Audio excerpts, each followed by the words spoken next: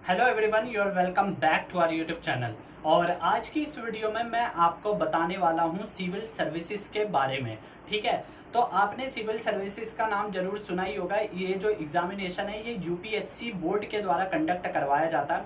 और जो भी एस्पिरेंट होते हैं, जो आईएएस, आईपीएस या फिर आईआरएस और भी अदर जो सर्विसेज होती हैं वो बनने का सपना रखते हैं, तो वो इस एग्ज़ाम की तैयारी करते हैं और उसके बाद में इसके अटेम्प्ट के लिए अपीयर होते हैं। ये जो एग्ज़ाम होता है ये साल में एक बार होता है, जैसे कि अभी मेंस स्टार्ट हुआ है सिविल सर्विसेज का।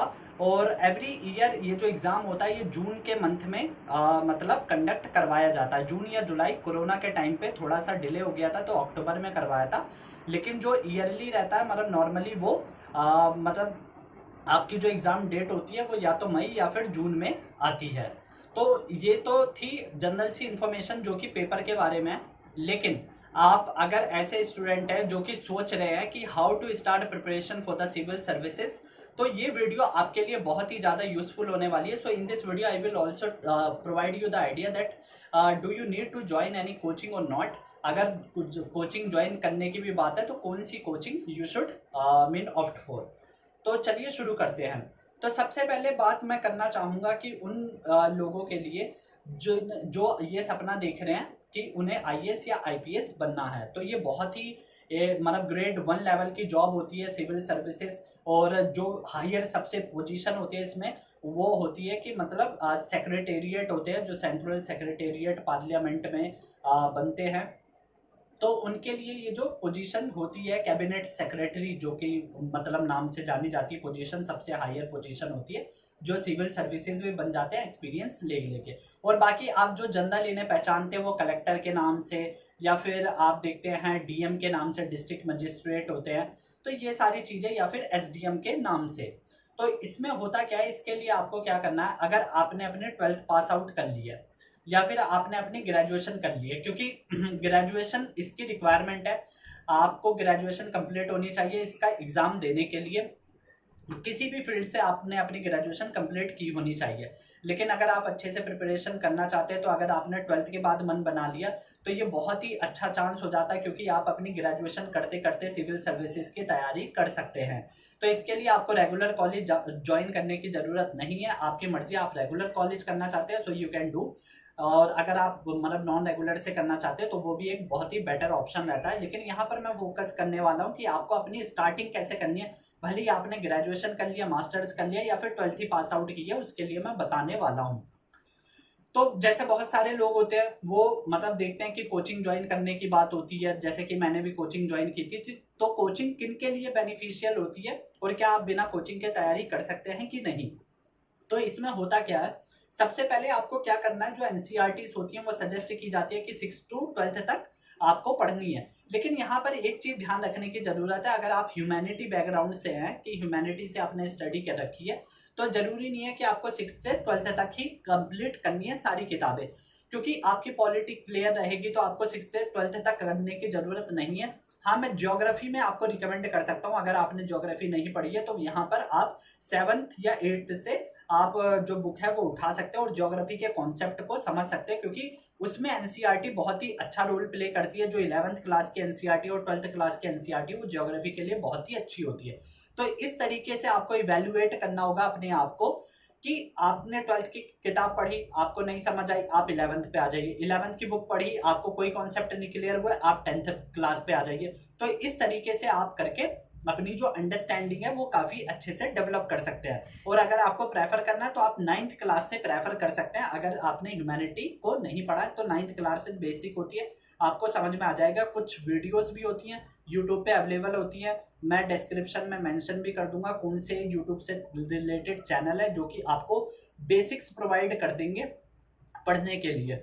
और अगर जब आप मेंस की प्रिपरेशन करना चाहते हैं, आपको कोचिंग ज्वाइन करने की अगर नहीं मतलब नहीं है, आपके पास फाइनेंशियली आप स्ट्रांग नहीं है, और कोई मैं बताऊं आपको जनरली कोई ज़रूरत भी नहीं होती है अगर आप मतलब कोचिंग ज्वाइन नहीं करना चाहते, क्योंकि वहाँ भी बेसिक चीज़ें करवाई जाती हैं। जैसे कि मतलब I personally took the coaching from the Vajiram, and if I tell about them then they also provide the basic things. ठीक है, बेसिक जो कॉन्सेप्ट्स होते हैं वही आपके वहाँ पर क्लियर करवाए जाते हैं।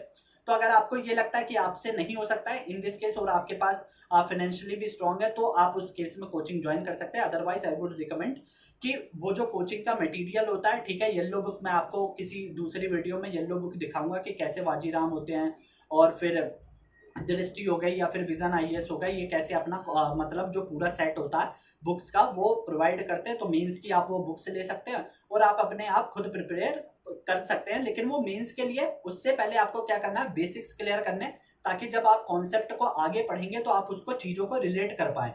और उसके साथ में एक न्यूज़पेपर है, न्यूज़पेपर आपको पढ़ना है, खुद पढ़ना है, ताकि आपकी रीडिंग हैबिट डेवलप हो।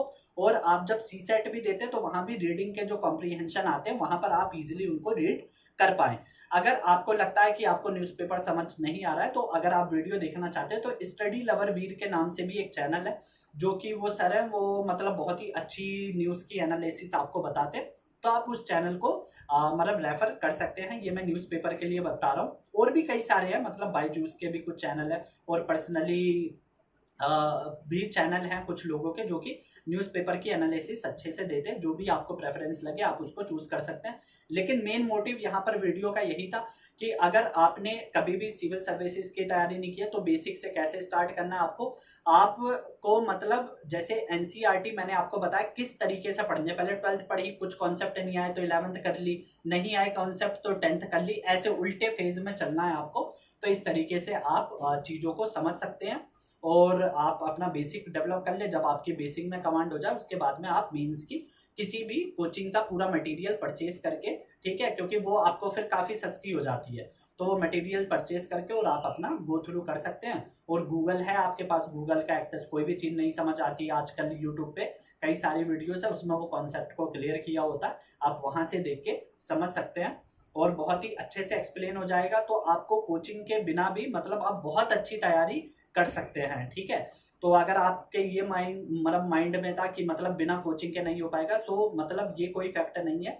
दे also tell you the basic things and you can complete the basic things from the basic materials. तो उसी को करें आप, रिवीजन इज द की, जैसा कि सारे टॉपर कहते हैं। And I would also say this कि रिवीजन ही की है। आप जितना पढ़ते हैं वो चीज अगर आपके माइंड में, आप अच्छे को लिख सकते हैं, एक्सप्रेस कर सकते हैं, so nobody can stop you to crack this examination, ठीक है। तो ये चीजें, अगर if you have any doubt mean regarding this video और anything you want to ask me about the coaching classes or anything, so you can put the message in the comment box. So thank you very much for watching this video and have a nice day. I will make a separate video on the other related issues for the preparation of the civil services. So thank you very much and have a nice day.